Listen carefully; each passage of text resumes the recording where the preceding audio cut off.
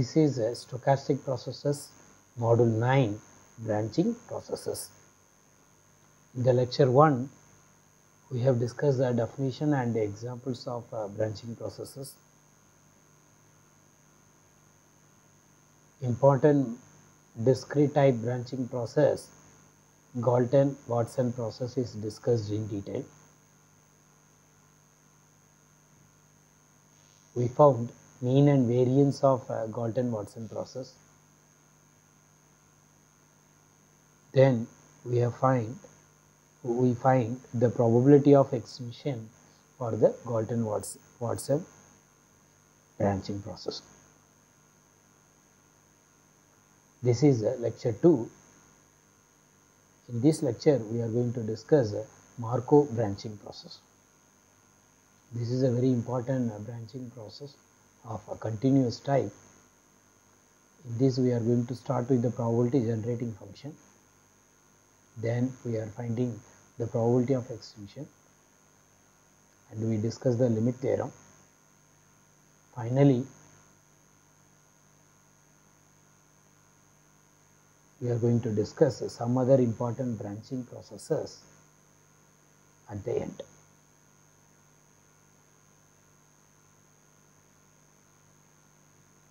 What is a Markov branching process? Let Zt be the number of particles at time t.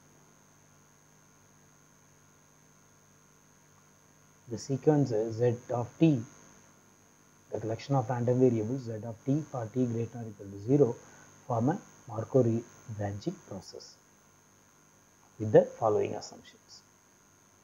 Let delta 1 comma k plus ak times h plus order of h for k is equal to 1, 0, 1, 2 and so on represents the probability that a single particle will split producing k particles during a small time interval t to t plus h of length h. Delta of 1 comma k denotes the Kronecker delta function. Assume that a1 is less than or equal to 0. For k 0, 2, 3 and so on, ak's are greater than or equal to 0. And summation of ak's starting from 0, 1, 2 and so on, that will be 1, that will be 0. We further postulate that individual particles act independently of each other, always governed by the infinitesimal probabilities. Note that we are also assuming time homogeneity for the transition probabilities, since ak is not a function of time at which the conversion of split occurs. Since ak is not a function of the time at which the split occurs. The similar assumptions we have taken care in the discrete type branching process also. Each particle lives a random length of time following an exponential distribution with the mean 1 by lambda. That is same as a0 plus a2 plus a3 and so on. On the completion of ith lifetime, it produces a random number d of descendant of like particles. The probability mass function of d is probability that d is equal to k will be a suffix k divided by a0 plus a2 plus a3 and so on.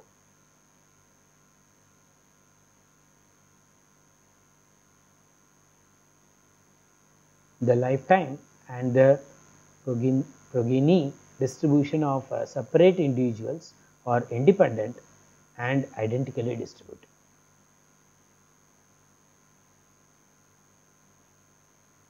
Using the independent assumptions, we get the conditional probability of Zt plus h is equal to n plus k minus 1 given Z of t was n. That is same as n times a suffix k of h plus order of h. You know that small order of h means small order of h divided by h tends to 0 as h tends to infinity, as h tends to 0. Order of h divided by h tends to 0 as h tends to 0. And for k equal to 1, the probability of z of t plus h is equal to k given z of t is equal to n.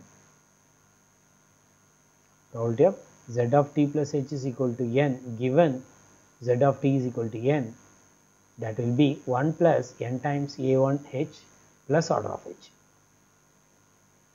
So for k 0, 2 and 3 we have a separate expression, and for k equal to 1 we have a different expression.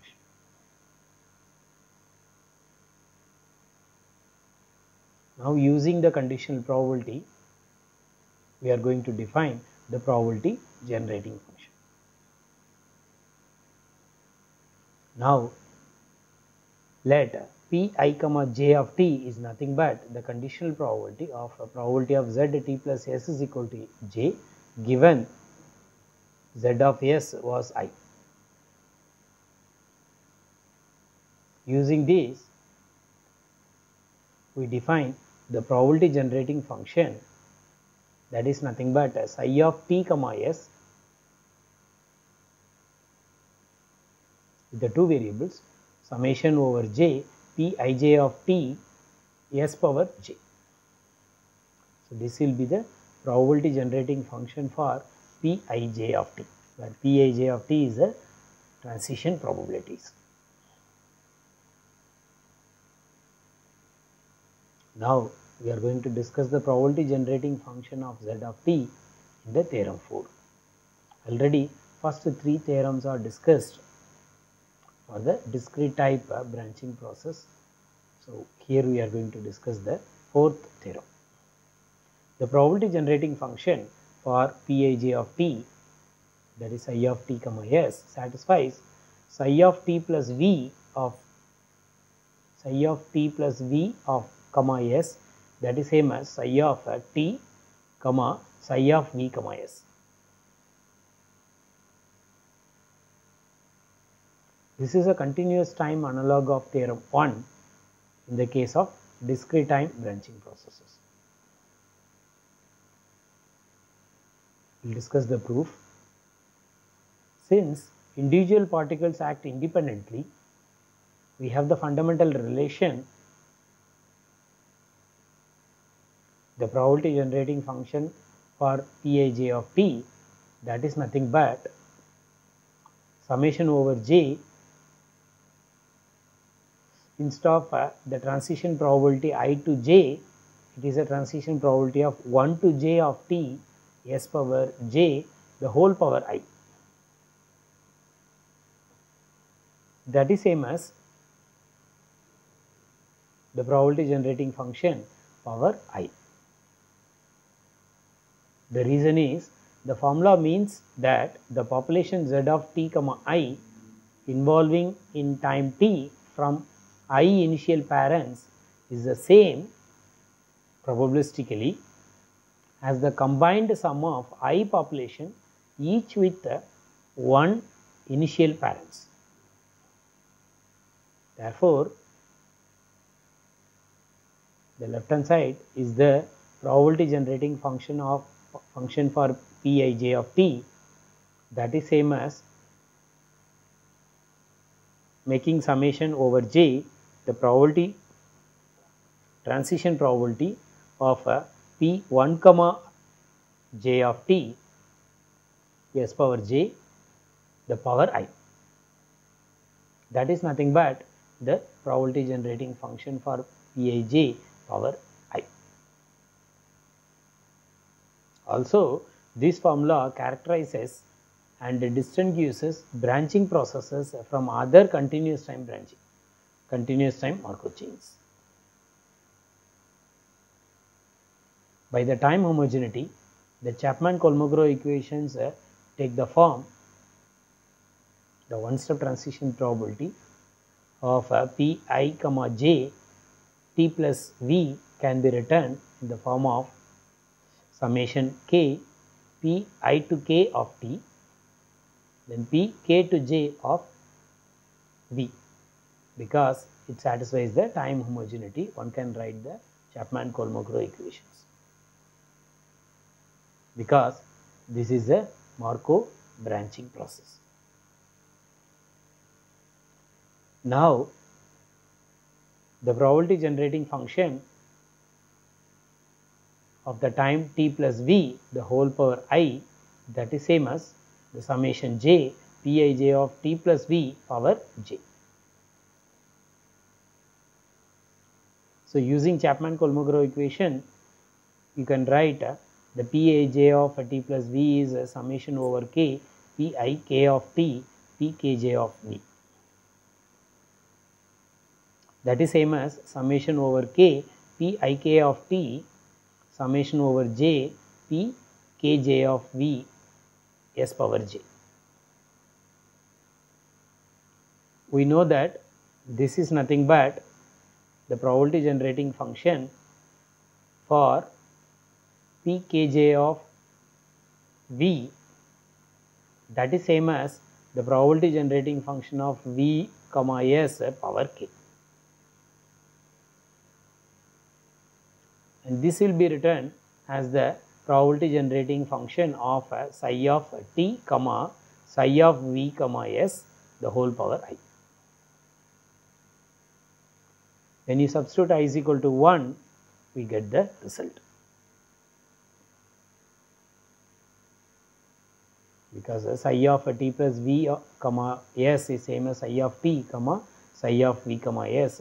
When you substitute I is equal to 1 in this equation, you will get psi of t plus v comma s is same as psi of t comma psi of v comma s whole power I.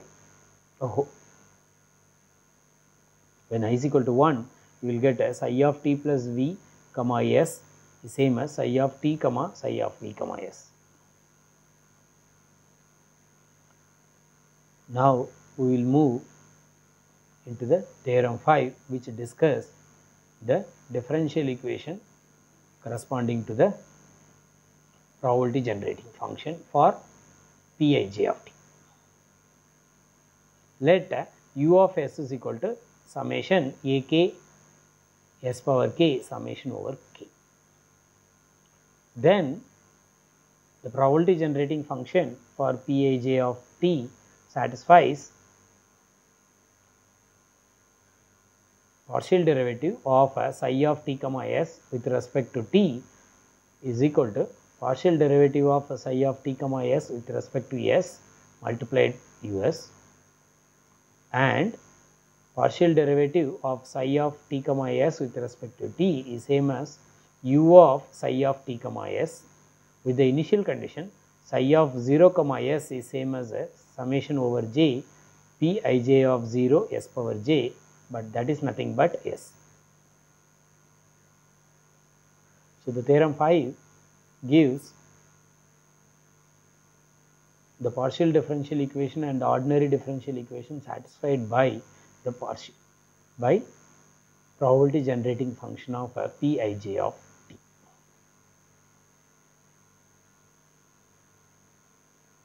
Let us see the proof.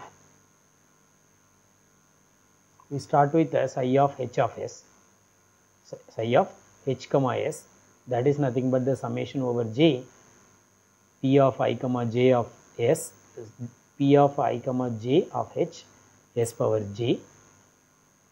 Substitute Pij of h and simplify. You will get the first term will be s, the second term will be h times summation over j aj sj, the second term will be order of h. You know that u of s is same as the summation over j a suffix j of s power j. Therefore, the probability generating function for Pij of h comma s, that is nothing but s plus h u of s plus order of h. We know that by the theorem 4, psi of t plus h comma s will be psi of t comma psi of h of s, h comma s. So, substitute psi of h comma s with s plus h of us plus order of h. Therefore, this will be psi of t comma s plus h of us plus order of h. By Taylor's theorem, we expand the right hand side with respect to the second variable. Therefore, the right hand side will be psi of t comma s. The second term will be partial derivative of psi with respect to s times h of us, h times us plus order of h. All the other term vanishes.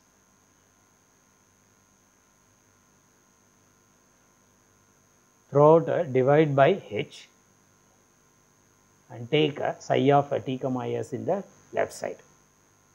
Therefore, the left hand side becomes psi of t plus h comma s minus psi of t comma s divided by h, whereas in the right hand side will be partial derivative of psi with respect to s times u of s order of h divided by h. Taking h tends to 0 positive, we get the partial differential equation dou psi divided by dou t is equal to dou psi by dou s times us.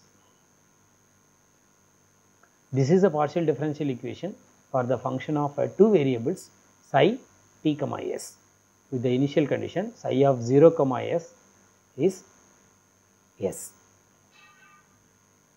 So, we have proved the first part of theorem 5. Similarly, one can prove the second part of theorem 5. The proof of part 2. You start with the we start with the probability generating function psi of v plus h comma s is same as psi of v comma psi of h comma s. By Taylor's theorem, the right hand side becomes psi of v comma s plus h of u psi of v comma s plus order of h. Then take psi of v comma s in the left hand side, divide throughout by h, you will get this equation.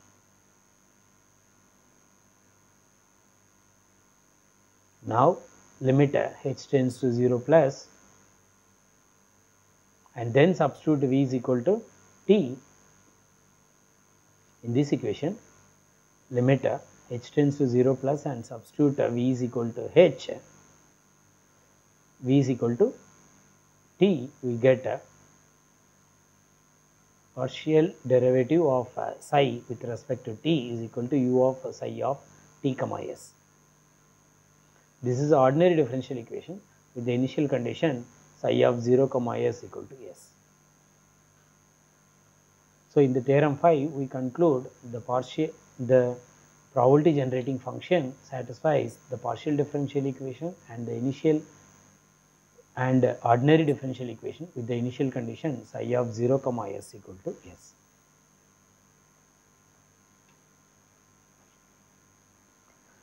Now, we will find out the mean of z of t. You start with the partial differential equation satisfied by probability generating function. By differentiating with respect to s and interchanging the order of differentiation on the left hand side, we get the left hand side is the second order partial derivative of psi with respect to t and with respect to s. the right hand side, u of s, second order partial derivative of psi with respect to s, u dash of s, partial derivative of psi with respect to s. If s equal to 1, you know that u of 1 will be 0. Suppose the m of t will be the mean of z of t, that is nothing but the partial derivative of psi with respect to s, then substitute s is equal to 1. Therefore, this equation becomes partial derivative of m of t with respect to t is equal to u dash of 1 m of t, since m is with the single variable. So, this is the ordinary differential equation. So, dmt by dt is equal to u dash of 1 times m of t, where m of t is a mean of z of t. But since z of 0 is equal to 1, m of 0 also 1. Therefore, you can solve this ordinary differential equation with the initial condition m of 0 is equal to 1. Hence, the solution will be m of t is equal to e power t times u dash of 1. Now, we can discuss the mean of z of t based on the value of u dash of 1. Before that,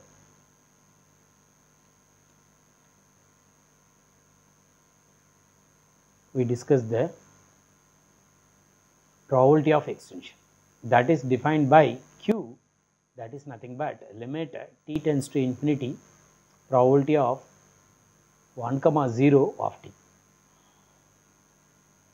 This is called a probability of extension, that is denoted by the letter q. Now, we will try to find out the probability of extension small q. Assume that a naught is strictly greater than 0, otherwise extension is impossible.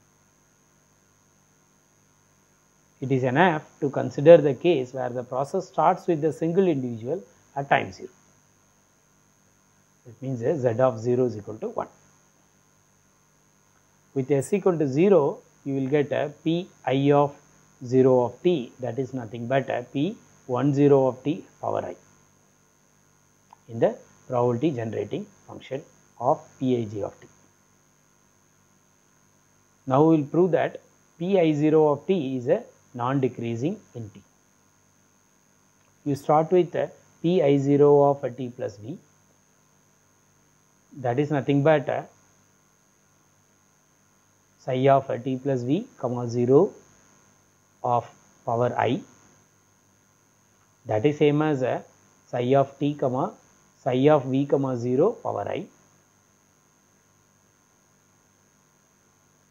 That will be greater than or equal to psi of 0, t power I, but that is same as Pi0 of t. Hence, we proved Pi0 of t is a non-decreasing in t.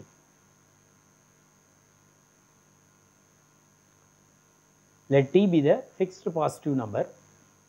Consider a discrete time branching process z of 0, z of t naught, z of 2 times z naught and so on, z of n times t naught, where z of t is a population size at time t. Assume that the population size at time 0 is 1, z of 0 is equal to 1. Since z of t is assumed to be Markov process, the discrete process yn, y suffix n, that is nothing but z of n of t naught, will be a discrete time Markov chain, which is also a discrete time branching process, because z of t is a continuous time branching process. Therefore, y of n will form a discrete time branching process, which is also a discrete time Markov chain. By the hypothesis of homogeneity of a probability function of z of t, and the probability generating function of Pij of t, that is nothing but a probability generating function of Pij of t power P1 of 1 j of t power I.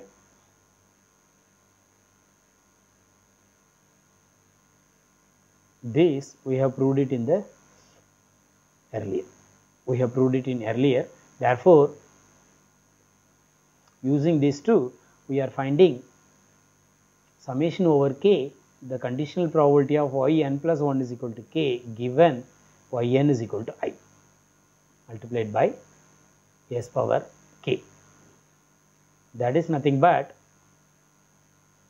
expectation of s power yn plus 1 given yn is equal to I.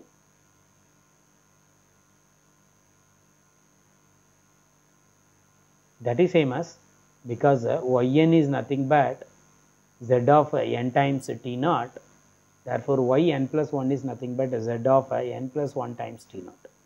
So, it replaces yn by z n times t naught and yn plus 1 by z of n plus 1 times t naught. This is true for all n, therefore, that is same as expectation of s power z of t naught divided given z of 0 is equal to I. But that is nothing but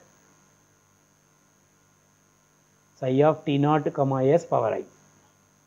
But that can be written as expectation of s power z of t naught given z naught is equal to 1 whole power I.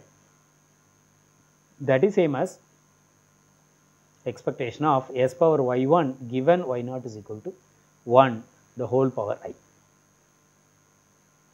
This shows that yn is a branching process. Yn is a discrete time branching process. So, using this we have proved the yn is a discrete time branching process.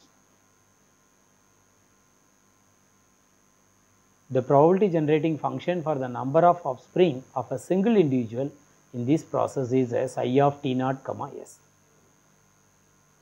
By theorem 3, we know that the probability of extension for yn, that is a discrete time branching process, is the smallest non-negative root of the equation psi of t naught comma s equal to s.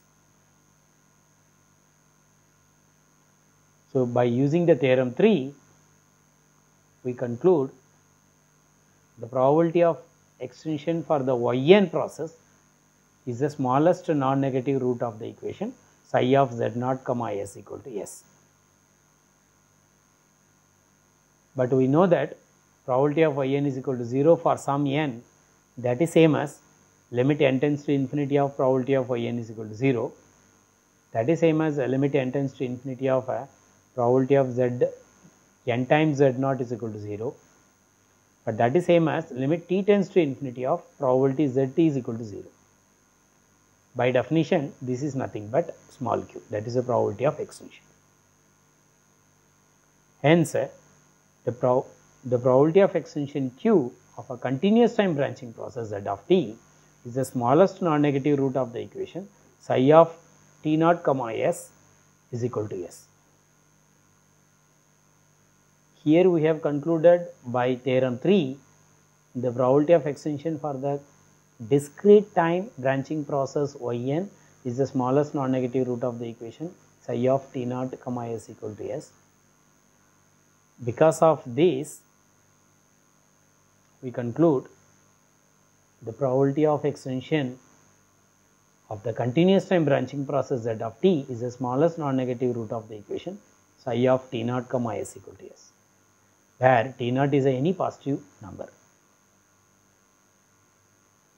Hence, we expect that we should also be able to calculate q from an equation that does not depend on time. From this equation, can able to calculate q from the equation that does not depend on time. Now, we are moving into Theorem 6, how to find the probability of extension. We conclude Q is the probability of extension for the continuous time branching process. So here in this theorem we are giving the probability of extension Q is the smallest non-negative root of the equation U of S equal to 0. Hence Q is equal to 1 if and only if Q dash is less than or equal to 0. So whenever Q dash of 1 is less than or equal to 0, then the probability of extension will be sure. The probability will be 1. Extension event will be sure, the probability of extension will be 1. Now we give the proof of probability of extension. In the earlier theorem we have concluded Q satisfies psi of t naught comma S is equal to S.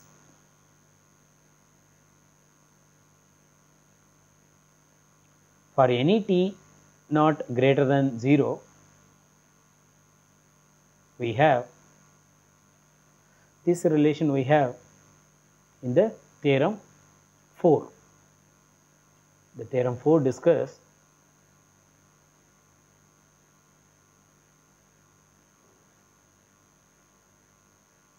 theorem 5 discuss the partial differential equation and the ordinary differential equation satisfied by psi of t comma S. So we are using these equations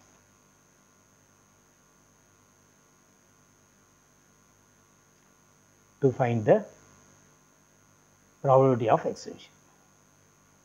So here by using theorem 5, psi of v plus h comma s minus psi of v comma s divided by h will be u of psi of v comma s plus order of h by h. You know that this will be tends to 0 as a h tends to 0. If s equal to q, because q is the probability of extension is the smallest non-negative root of the equation psi of t naught comma s equal to s. Therefore, if you substitute s is equal to q here, then the above equation becomes the left hand side becomes 0. When you put s is equal to q here, then the psi of v comma q will be q. Therefore, this will be u of q plus order of h divided by h. By substituting s equal to q in this above equation, the left hand side becomes 0. The right hand side first term psi of v comma q will be q. Therefore, it will be u of q plus order of h divided by h. For any h greater than 0, it will be 0 is equal to u of q plus order of h divided by h. As h tends to 0 plus, you will get a u of q will be 0. Therefore, in the earlier theorem we have concluded the probability of extension will be psi of t naught comma s equal to 0. The q will be the probability of extension is the smallest non-negative root of the equation. But here by using this we concluded u of q is equal to 0. Hence, the probability of extension q is the smallest non-negative root of the equation u of s is equal to 0, because we concluded u of q is equal to 0. Suppose you find the double derivative of u, that will be greater than or equal to 0. Hence, we conclude u of s is a convex function in the interval 0, 1.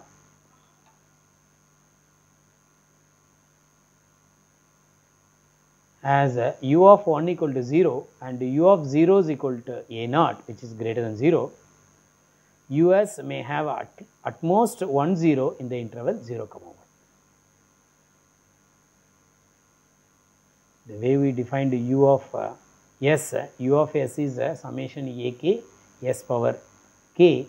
Therefore, u of 1 will be 0 and u naught will be a naught, which is greater than 0.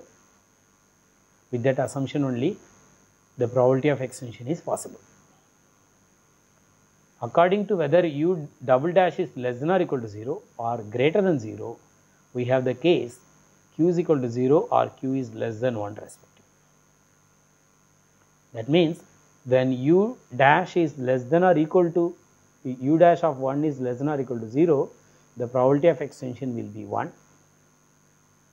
The u dash of 1 is greater than 0, then the probability of extension will be less than 1. So, graphically one can show this is a graph of y is equal to u of s. So, here we have two graphs. The graph A related to u dash of 1 is less than or equal to 0.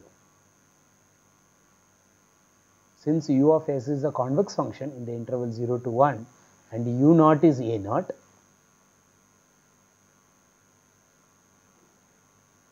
u1 will be 0. So, this is the graphical representation of y is equal to u of s when the case u dash of 1 is less than or equal to 0. The case 2, when u dash of 1 is greater than 0,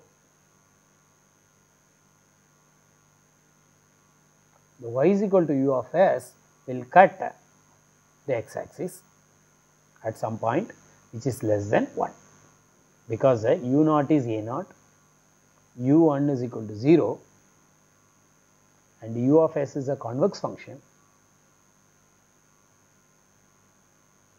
U dash of 1 is greater than 0, the u of s will cut in the x axis before 1. Hence, the probability of extension when u dash of 1 is less than or equal to 0, that will be 1, and the probability of extension when u dash of 1 is greater than 0, it will be less than 1. Note that expectation of z naught, expectation of z of t naught is equal to expectation of y if and only if u dash of 1 is strictly greater than 0.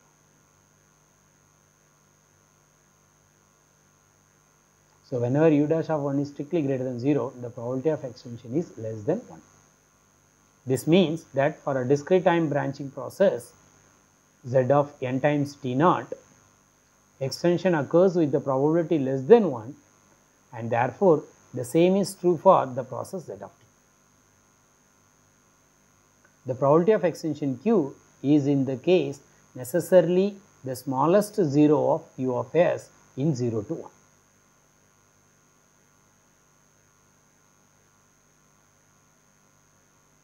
In a similar manner, we conclude that if u dash of 1 is less than or equal to 0, q must be equal to 1. In either case, q is the smallest non-negative root of u of s equal to 0. So, hence, the probability of extension q is the smallest non-negative root of the equation u of s equal to 0 when q is equal to, when u dash of 1 is less than or equal to 0, the probability of extension will be 1.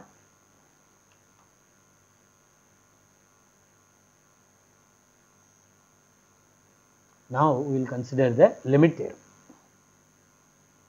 If u dash of 1 is equal to 0 and u double dash of 1 is finite, then we can show this conditional probability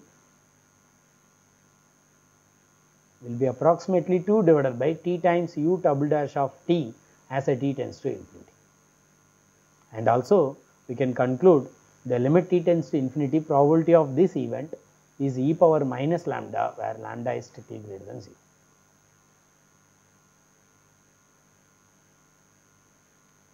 When u dash of 1 is strictly greater than 0 and u double dash of 1 is a finite, then the z of t divided by e power t times u dash of 1 has a limit distribution as a t tends to infinity. Without proof, we are stating this limit theorem.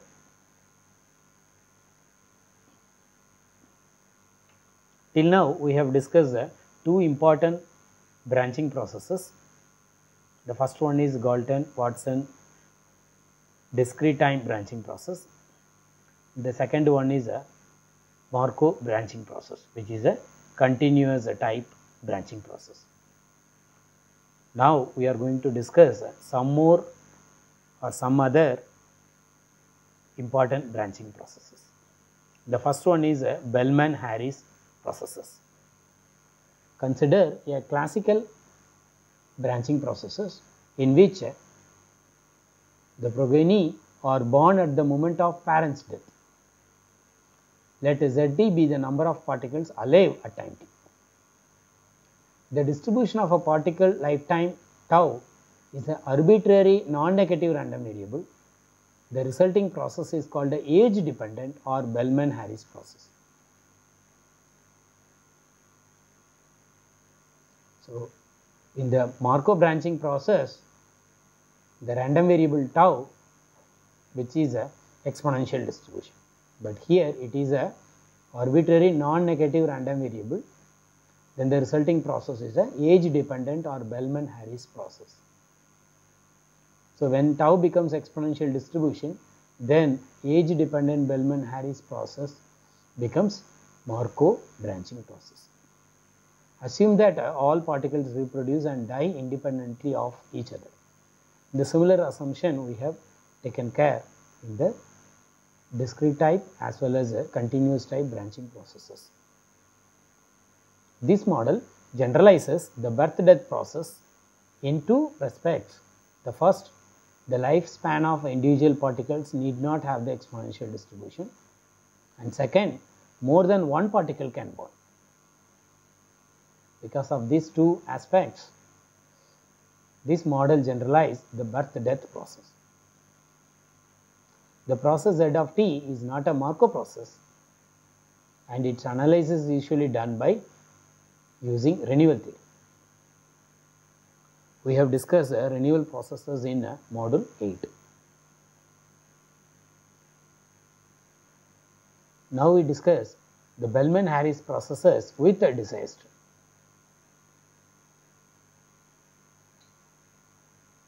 Consider the population model which follows a Bellman-Harris process. At random times, disasters beset the population, and each particle alive at the time of disaster survives with the probability p. The survival of any particle is assumed independent of survival of any other particle. In this model, the measure of interest is limiting behavior when extinction does not occur. We will move into the other important branching process, that is Bellman-Harris processes with immigration.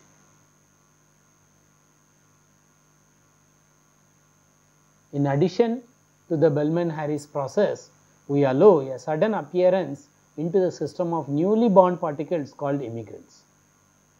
Immigrants are assumed to arrive in a group of various sizes with the probability of n immigrants in a group immigrating at time t given by Pn of t.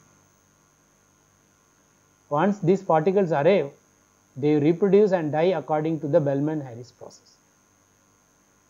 In this model, measures of interest are the mean of Z of t, the limiting distribution, and the asymptotic behavior of Z of t.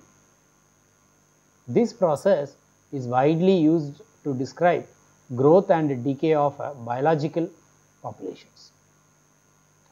We are not discussing in detail of a Bellman-Harris process in this lecture.